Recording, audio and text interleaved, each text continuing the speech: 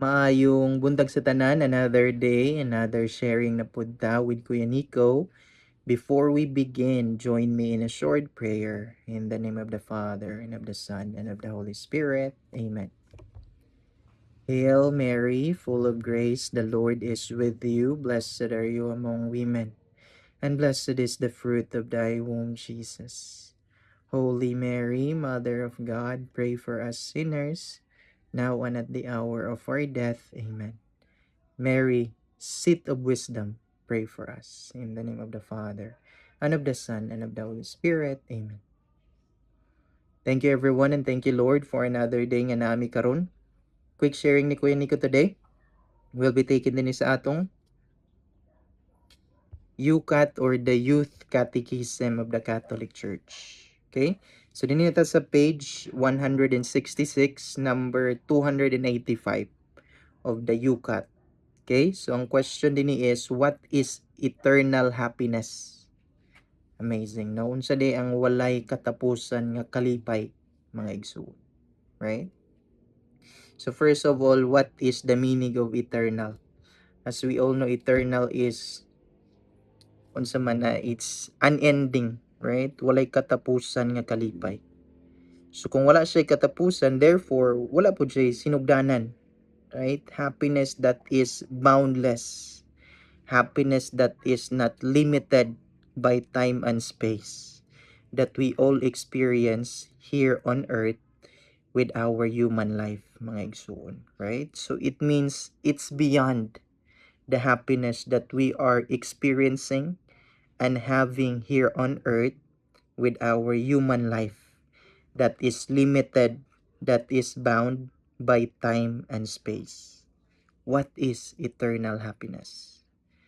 Okay, ang answer ni Yukat is, eternal happiness is seeing God and being taken up into God's happiness. Perfect, right? Eternal happiness is seeing God and being taken up into God's happiness. I do believe that's a divine and perfect answer for what eternal happiness is. As we all know that here on earth, right, we experience happiness, yes, right? However, it's limited by time and space. And so may meaning ana. We can be happy for a minute, right? 2 minutes, an hour, a day, a week, a month, a year. But after that, it fades away, right? It's evanescing. It's passing by. Every good or bad things that we experience here on earth and in our human life, mga igsoon, right? Either we like it or not. No, gusto na to bagong iPhone, bagong nga sakyanan, sa paman bagong nga balay, a lot of savings, a lot of money, wealth, right? Power, honor, pleasure, kan kita pangandoy sa kalibutan, which are good, right? As long as it's it's going beyond our own selves, right? As we all know, we have plans, we have ambitions here on earth with our human life because we want to help our parents, right? Our families, our relatives, our brothers and sisters, either bounded in blood or not, right? Those things are good, right? Seeking good for the people that we love, right? However, we realize once we have those experience, once we have those goals and plans that we have, right? After we achieve them, we have them in our lives.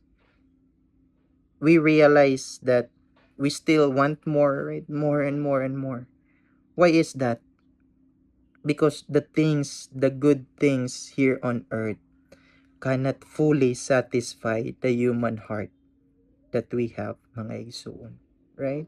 I do believe that's very important that we rediscover the truth and reality, right? That Saint Augustine keep on telling us, Lord, you have made us for yourself, and our heart is restless until it rests in you. It's very important, right? dreams, goals, ambition that we have here on earth, wealth, power, pleasure, honor, right? Etc. are good things by themselves as long as we seek them out of the good for other people and we use them for the good of other people as well, as our Lord who is love commanded us to use them in the proper way that they should be used, right?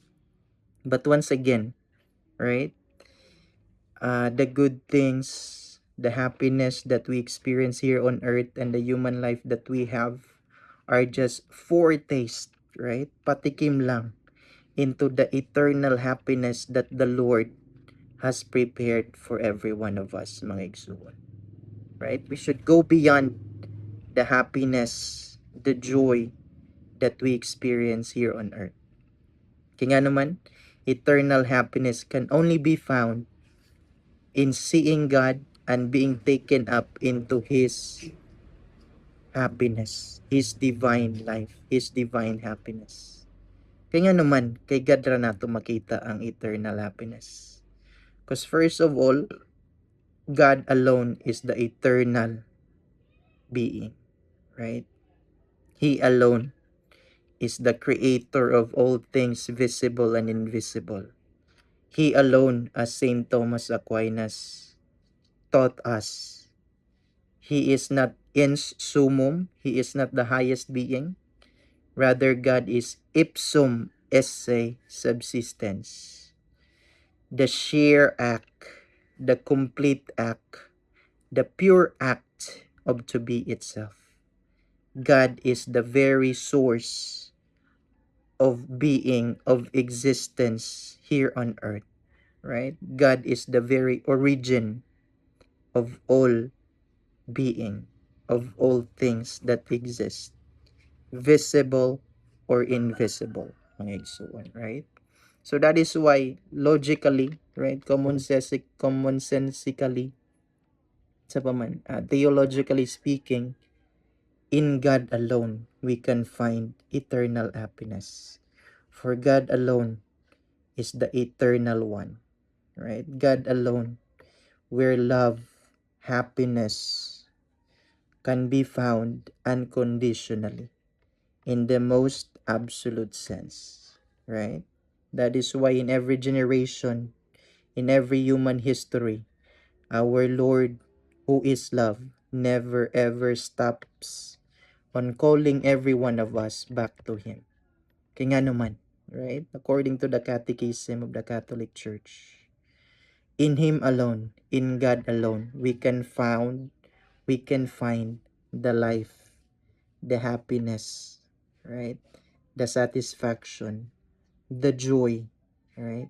The life that we are looking for, searching for, and endingly here on earth, mga igsoon.